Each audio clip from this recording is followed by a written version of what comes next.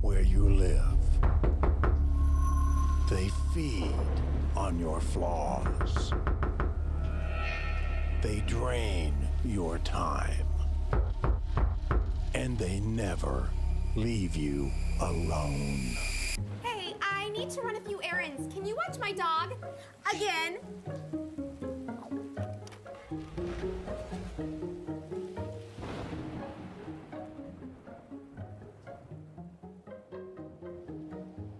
Well, good morning and welcome to Compass. Our mission is navigating people to God. My name is Nate, one of the pastors here. So glad that you're worshiping with us, whether that's in the room. Want to welcome those of you who are worshiping at home as well. And if you're a guest, hey, an extra special welcome to you today. We would love to meet you. We'd love to connect with you. We've got a gift for you. So in the room, you can stop by the Next Steps area, which is just at the back there by the blue curtain. We're going to give you a gift at any time. Maybe you're watching this sometime that's not on a Sunday morning and you hear this. Hey, you can text the word Connect NFW to 94,000. We'll send you a gift as well. It's our way of saying thanks for joining us today. And hey, I want to give a shout out as we begin today to our production crew who went above and beyond today to make sure that we actually had some words on the back wall this morning, right? And also for getting us up online so that those of you watching at home, you had a way to watch it because Eaton High School decided it didn't like us today. So nothing was working today, which just makes me more and more excited for that new building and none of that stuff having to be a problem anymore. So we are just 4 Sundays away. This is number 4, so 3 more after today. We move into the new building Sunday, November 14th. And so with that in mind, there's a couple of things coming up this week that we want you to be a part of. One of those things is this thing called we call prayer tours, and we've got 2 of them happening this week. One is on Thursday at 6:30 p.m., and the other is next Saturday morning at 10:30 a.m. We want you to be a part of that. If you serve in any role or capacity here at Compass North Fort Worth, we're inviting you to a sneak peek of the new building. We had one last Tuesday. About 50 people showed up. It was incredible just to see people's faces as they walked through the building for the first time and just getting to envision what God's going to do in that space. And we want you to be there for those. And so if you want to be a part of that and you're like, well, I don't serve anywhere, and like I would like to be a part of this, but I don't know how do I get involved? Well, we made it really easy for you. On your chair today are these volunteer opportunity cards. All you got to do is fill this card out and say, I'm ready to serve in an area. Our team will reach out to you this week, and you can come to one of the 2 prayer tours that's happening this week at the new building, and you don't want to miss it. I'm telling you, you get free merch for it. You get a sweet Compass shirt, and it's an opportunity to begin to envision what God's going to do in that place because we believe the best is still yet to come. And I'm so excited for what God's going to do there. And I'm excited that you're here today as we're continuing this series that we kicked off last week called Relational Vampires, which honestly, it's a pretty fitting series for the month of October, right? Because we said, like vampires who want to suck your blood, there are people in our lives who tend to suck the life out of us. And last week we talked about the first group of people that we encounter in life that can suck the life out of us, and that is the controlling person.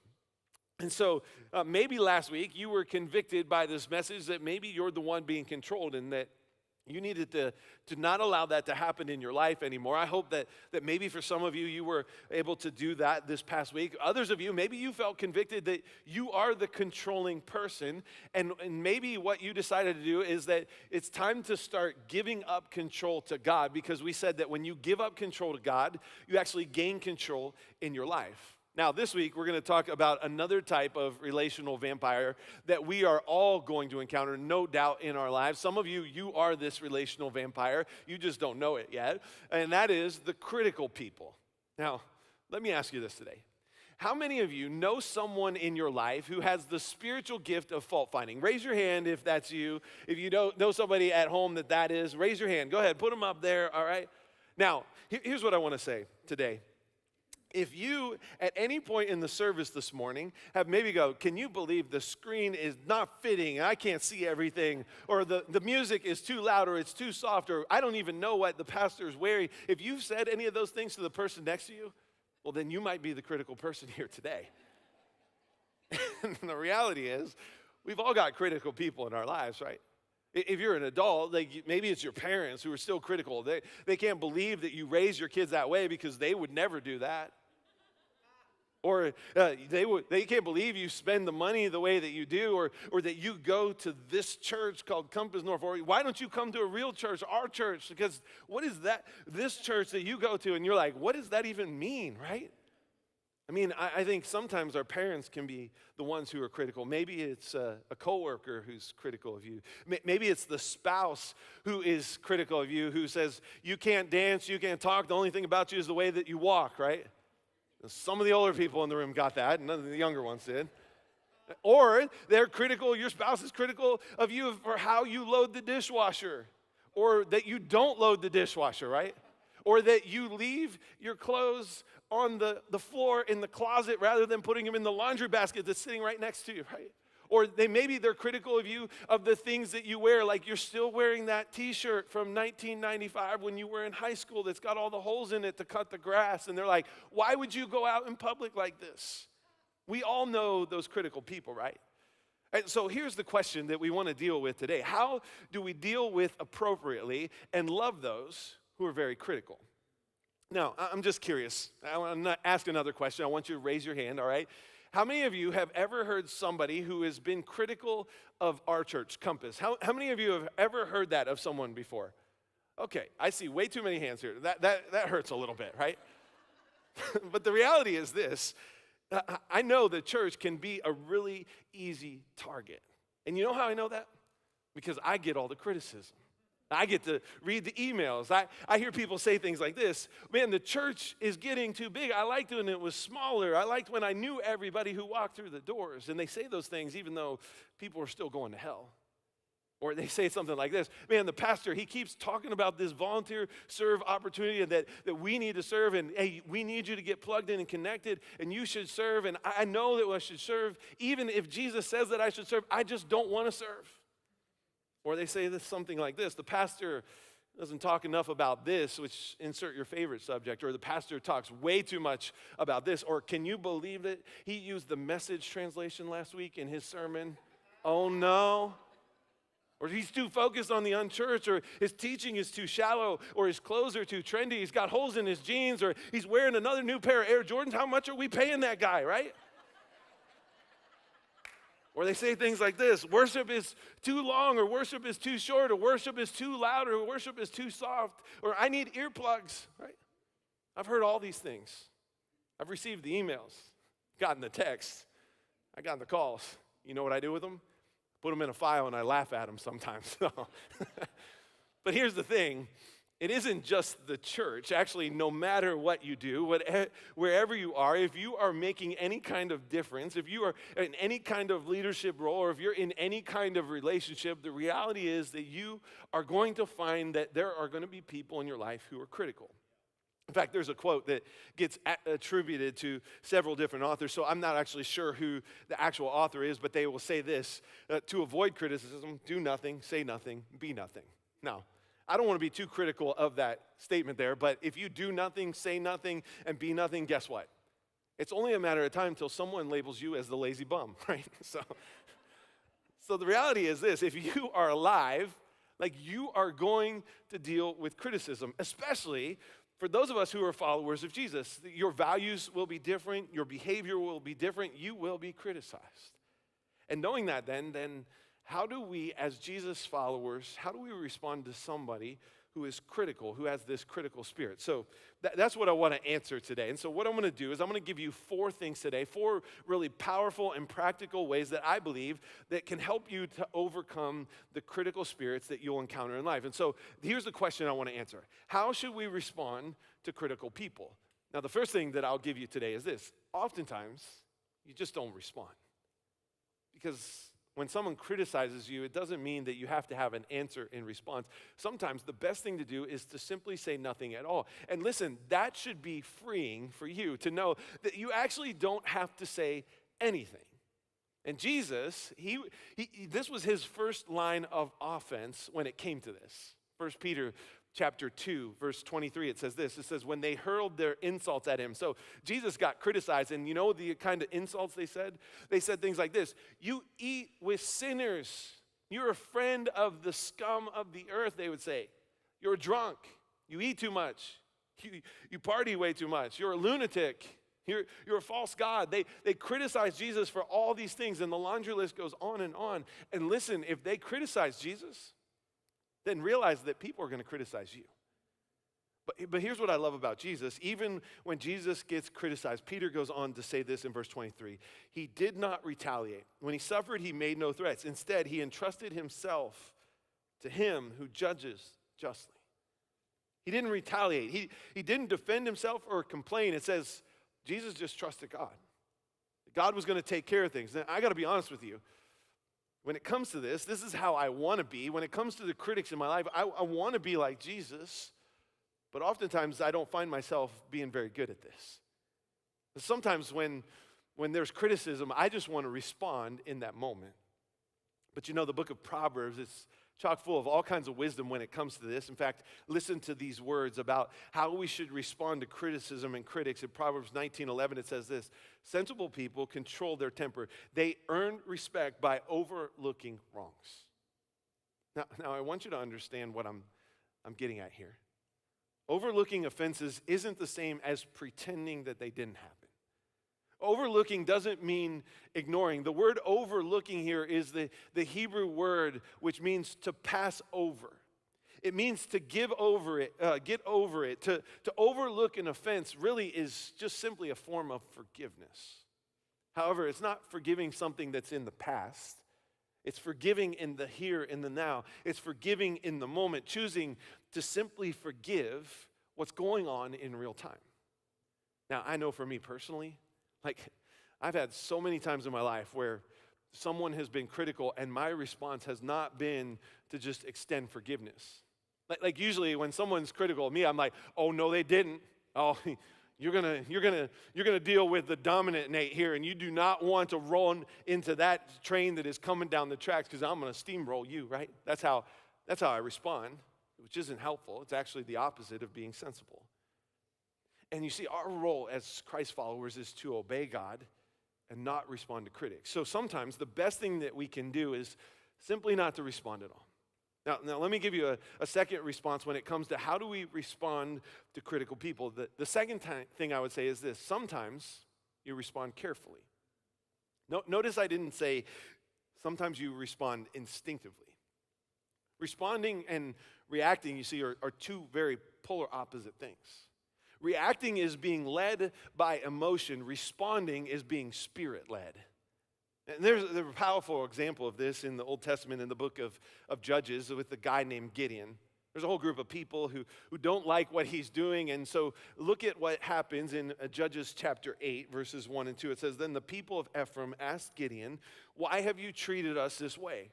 Why didn't you send for us when you first went out to fight the Midianites?' And they argued heatedly with Gideon. But Gideon replied." Another version says that they criticized him sharply. But you know what Gideon does here? He doesn't defend himself. He didn't fight back. He didn't say, "Look, that's not fair." Instead, he responds. He gives an answer. It's very clear. It's rational. It's a spirit-led response. And then we get to verse 3, and notice what it says there. It says, "When the men of Ephraim heard Gideon's answer, their anger subsided." You see, sometimes the best thing that we can do when dealing with a critical person is to give them a real answer or the information that maybe they don't know about. Proverbs 15:1 says this: "A gentle answer deflects anger, but harsh words make the tempers flare." Look, there will no doubt come a time in your life where someone will criticize you. And I think the best thing that we can do sometimes when someone has some criticism towards you is to simply give them a reason why you're doing the thing that you're doing. And maybe this has happened to you already. Like maybe somebody said something like this to you before: "Why in the world are you going back to school? You already spent all that money on college. Why would you go back for another degree? That doesn't make any sense." Or maybe somebody said this: you felt called to ministry. "Why in the world would you go into ministry? You know how much pastors make, which is not much except for that pastor at North Fort Worth who has those really nice shoes, right? They don't work on Sundays. How are you going to pay for everything in your family, right?"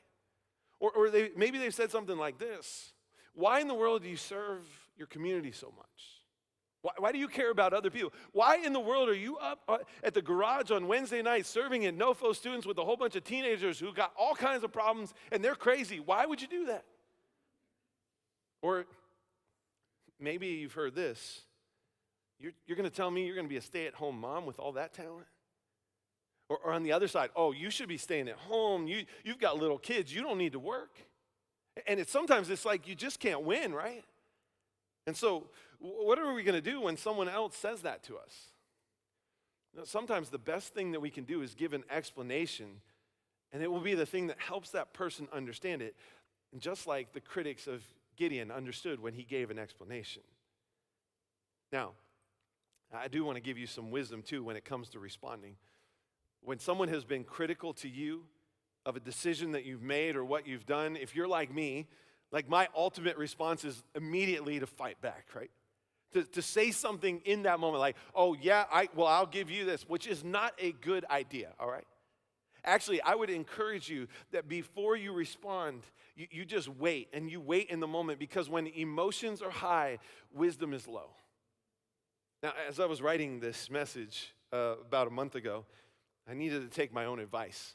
It was like God was testing me. It's like, are you going to preach what you say? Or are you going to do what you say? Are you going to like follow through? Because literally I'm right about this section, and I get an email from somebody who didn't like my preaching. They said it wasn't deep enough for them. Then they just decided to rail on everything else that we do here at Compass. And in the moment, I was like, oh, you want to go there? And so I started like Bruce Almighty, like typing on the keyboard. I'm like, I got an answer for this, and I'm going back and forth. I'm telling him exactly how I thought. And then I got ready to hit send, but before I clicked send, I was like, no, I need to pause. That's probably not a good answer.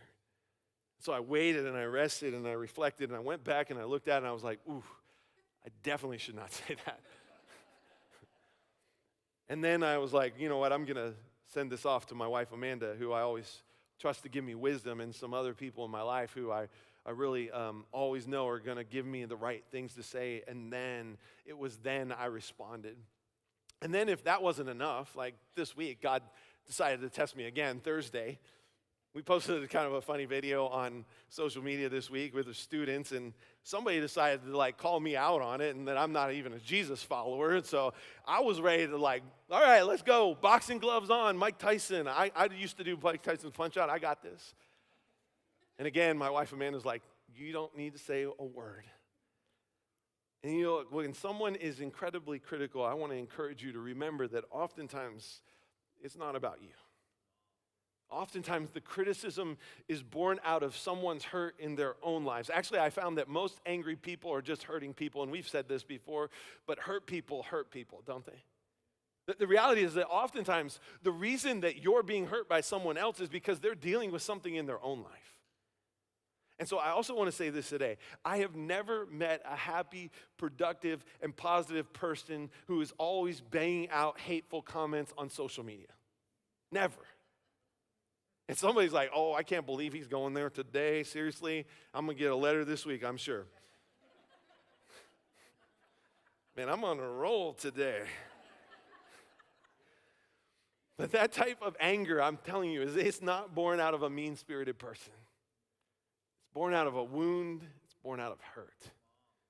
So look, when someone's cutting us down or being hypercritical, when your parents won't let up, when your spouse keeps pressing in, when that coworker keeps pushing you to that moment, you need to recognize what else might be going on, and instead of feeling defensive, I want to encourage you instead to offer compassion. And look, I'm speaking to myself in this. Can you tell that this message like dug into me this week a little bit? Because it's not how I want to respond, but it's how we need to respond. Now, there's a third thing I want to give you when it comes to how do we respond to critical people. Sometimes we don't respond. Sometimes we respond carefully. The third thing I would say is occasionally you listen and you make a change. You recognize there's actually something in what is being said that is actually something that maybe you need to change in your life, that maybe the person that is speaking to you actually cares about you and loves you so much that you need to take it to heart. And this is something over the last 20 years of ministry that I've really worked on and kind of wrestled with. Because criticism comes and I have to listen and really see, is this something that I need to change or do differently? And honestly, some of the criticism that I've received in ministry has been warranted.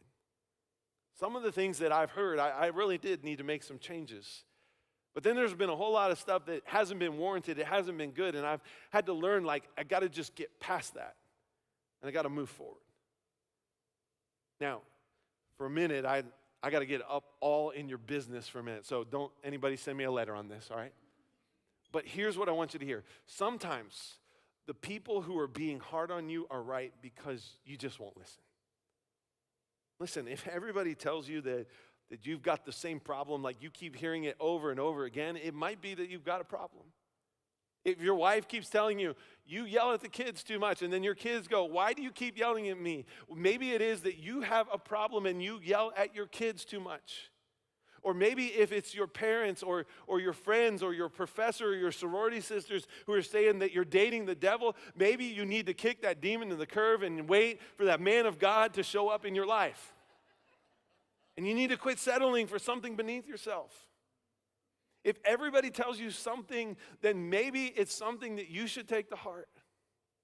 In fact, Proverbs 15, 31 and 32 says this: if you listen to constructive criticism, you'll be at home among the wise. If you reject discipline, you'll only harm yourself. But if you listen to correction, you grow in understanding. You see, in all of our lives, there are people who love us. There are people who care about us. And the reason they're pointing out the stuff in our lives is because they want us to be better. I also think that there are people in my life that I've had who've spoken stuff to me that haven't been my biggest fans, but when I've taken the time to listen to what they've had to say, it's actually been really helpful to me. And the reality is this, is we can learn from anybody if we simply have the heart to receive it. A few months ago, at a staff meeting with our North Fort Worth team, we were having a discussion, and at meetings, sometimes I'm like, I check out, like I'm on to the next thing. And this meeting was going on, and I was done, and something was said, and I just kind of responded back really quickly, and the way that I responded, it was just the answer that needed to be shared, but the way I said it, it didn't come across very, very good. Actually, it came across a little bit rude, although I didn't see it in the time. It took my wife, Amanda, later that day, who is now on staff, going, hey, the way you talked to the staff today, it was not very nice, and you need to change that.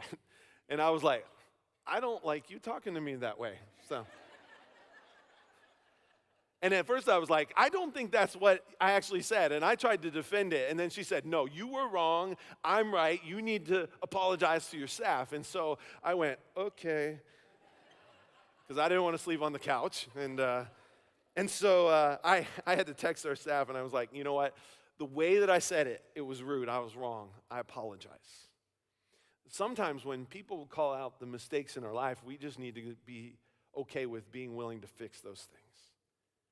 And honestly, there are so many areas in my life that I'm better now because of constructive criticism. Like, I know that I'm a better husband. I know I'm a better father. I know I'm a better pastor. I know I'm a better leader because people have pointed out these areas in my life, and I've said, you know what? I need to take that to heart. I need to change that. And I want to say this as well today. But listen, if you're not at least listening to the constructive criticism that others are sharing with you and from time to time trying to make some changes in your life, then you're missing out on the opportunity for growth and to be better. Well, there's one last thing I want to give you today when it comes to how do we respond to critical people, and it's this. You always work to guard your heart. Now, why do I say this? The reason is this. Because we as Christ followers, we will not be the ones who live with critical spirits, because you know who has a critical spirit? It's the enemy, Satan. He's known as the one who wants to steal, kill, and destroy our lives. He is called the father of lies. He's known as the great accuser. He's the one who is critical. He keeps guilt and shame at the forefront of your lives. And listen, as Christ followers, we're not going to allow that to be what drives us to have that critical spirit. Proverbs 12:18 says this: some people make cutting remarks, but the words of the wise, they bring healing. I don't want my words, I don't want my heart, I don't want my spirit to be cutting or detracting or life-taking. I want my words, I want my heart, I want my spirit to be life-giving. I want it to build others up. Now the problem is this, because of sinful nature, guess what? Well, you and I, we can be the critical ones. And the reason we don't know how to handle criticism is because of our own critical spirits. Because if we're honest today, we've all probably said something maybe to this fact. Oh, can you believe the way she's dressed? Look at her walking into church, acting like she's all up and worshiping God. Can you believe that? How about the pastor? Where'd the rest of his pants go? He's missing half of them. Or how about this one? My boss is an idiot. I could do it way better. Just give me the job. Right? Or, man, that coach should be canned. Did you see that play call? I mean, they cost us the game there. My toddler could coach better than that. Or, hey, ref, why don't you go back to Foot Locker? You could be better there. I may have said that yesterday at a basketball game. Oh, if I had that kind of money, I'd tell you what I'd do. I'd be way more godly. I'd give to the poor. I'd give those in need. I'd be way better with my finances than they are. Or one more. Oh, how about her? She's all about her selfie, selfie, selfie. Her whole page is full of her selfie. Have you ever said any of those things before? I'm sure you have, because I know that I have, and I'm just being real this morning, because the reality is we have no idea how incredibly critical our own spirits can be. So we've got to guard our hearts against it. I can be a very critical person. Actually, I can be a very opinionated person, which sounds a whole lot better than being critical. So we're just going to call myself opinionated the rest of the day, all right? And I don't know what those opinionated areas are for you, but I know there's a few for me that drive my family crazy. My wife, Amanda, she hates when we visit another church on vacation. Because you know what I do? I analyze the entire service. Are you kidding me? Their screen is not in focus today. They don't even have a screen. What is that? Oh, the sound, it is way too soft here. Do you hear that bass? Man, he hit the wrong note there. Oh, that pastor, that illustration, that was garbage. Here's what I would do. I've got a solution for everything. Or my kids, you know, they're both really good basketball players. I hope one day they make it to college and play college basketball like I did, and I think they're going to. I think they're better than me. But there are times where after a game, the thing that I say is not the positives. Hey, Blake, that was a great game today. You did this well. That was awesome. No, I go, hey, you did this, and this wrong. You need to fix that or you're not going to get that scholarship. That's where I tend to go. I don't want to be critical, but I am. So how do we overcome living with the critical spirit? Let me tell you how. It starts here with your foundation. You have to become deeply grounded in Christ. We said this last week, but I want to hear this again. It starts by clarifying your calling. You got to recognize what you've been called to do by God. It's saying, I'm certain, I'm sure of what Christ has called me to do. The criticism, it will not derail me. You see, when you realize you've got a higher calling, you won't let the lower things, like whether someone approves or disapproves of what you're doing in your life, derail you from what God has called you to do. And then at the same time, when you know whose you are in Christ and who you are in Christ, then you won't allow somebody else to tear you down or justify yourself to others and make yourself feel better by tearing somebody else down yourself. And when you do this, when you clarify your calling, then guess what? You're not driven by praise. You're not derailed by criticism. Because if you need praise to live, if you live for the presence of praise, you will die by its absence. The key is don't let your lives be motivated by our praise or derailed by the criticism of others. We choose instead to say this: I'm not going to let the praise go to my head. I'm not going to let the criticism go to my heart. I'm just going to be who God has called me to be. So how do we deal with the critical spirit? Well, here's how. We say, I'm assured, I'm confident, I'm going to love you. I'm not responding by flesh. I'm driven, responding by the Spirit of God. This is who God has called me to be. And some of you here in the room, you need to hear this today. Some of you at home, you need to hear this today. Stop worrying about what other people think of you. Because that's idolatry.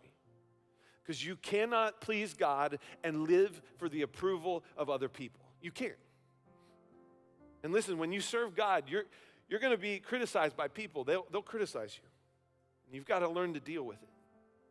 The higher you raise in an organization, the more critics you'll have. The more you do, the more that you put yourself out there, the more people won't like what you do. But if you want to make a difference, you've got to learn from it, and you learn to rise above it. Instead, how you respond is by saying, I'm going to not let their praise get to my head. I'm not going to allow the criticism to get to my heart. Here's what I want us to get as we close today. There's some powerful words that Paul wrote. Romans chapter 14, verse 10. He says this, so why do you condemn another believer? He says, why pick them apart? He says, why do you look down on another believer? He says, why are you tearing them apart?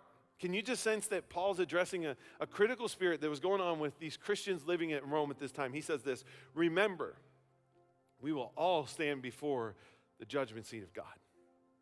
He says, yes, each one of you will have to give a personal account to God. So what does he say to do here? He says, stop condemning each other. Stop pointing out the faults of everybody else. Stop nitpicking the little things and trying to pull people apart. He says, we're not called to be anybody else's judge. That's why last year we did this initiative here at Compass that's still part of who we are. It's what we say all the time now, that we are for DFW.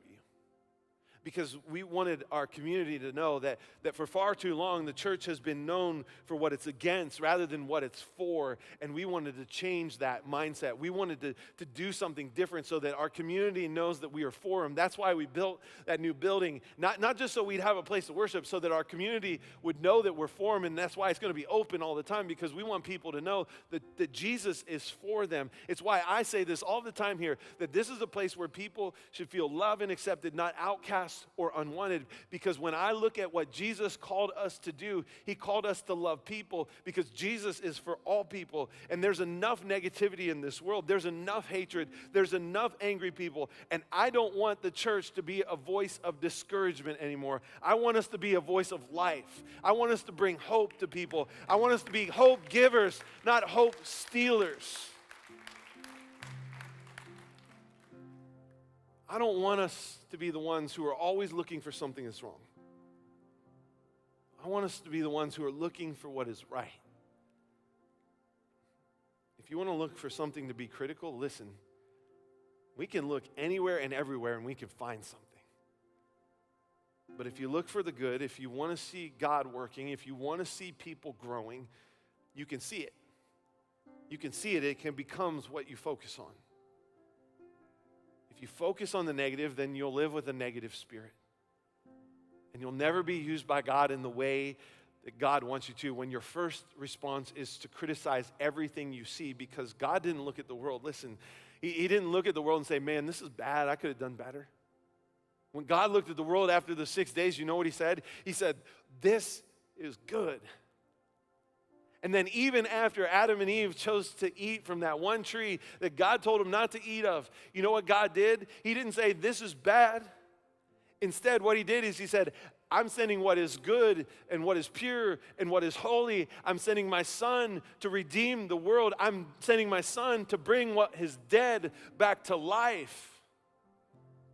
And you see, that's what we as the people of God are called to do. We are called to point people to Jesus and bring what is dead back to life. When we walk into the room, like it should brighten up, it should shine, because when Jesus is in us, then his light reflects out of us.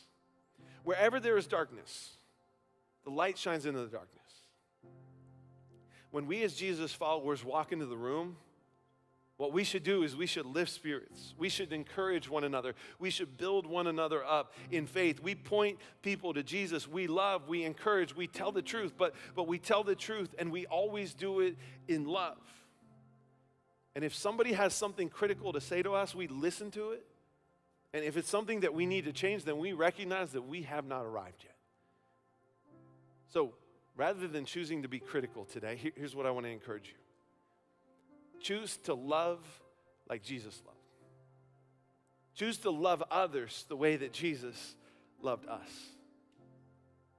Let's choose to be people who live for the approval of God, not for the approval of man. And allow ourselves not to be controlled by the praise of others or the criticism of others. Let's not allow it, praise to get to our head, criticism to go to our heart. Let's be people who are life givers, who are hope givers, who love the way that Jesus has called us to love. Let's pray. God, today I just come to you and I thank you for a message that was super convicting to me. God, I pray that we as the church, God, that we would do everything that we can to bring hope to those who need hope, to bring life to those who need life, not to steal those things, God. So through our actions, God, I pray that we would be hope givers, not hope stealers. That we would love as you've called us to love, that we would serve the way that you've called us to serve, that we would live the way that you've called us to live. And that through our actions, we'd point others to you. God, help us not to be relational vampires who suck the life out of others. Help us to be those who bring life to others. We pray these things in your name. Amen.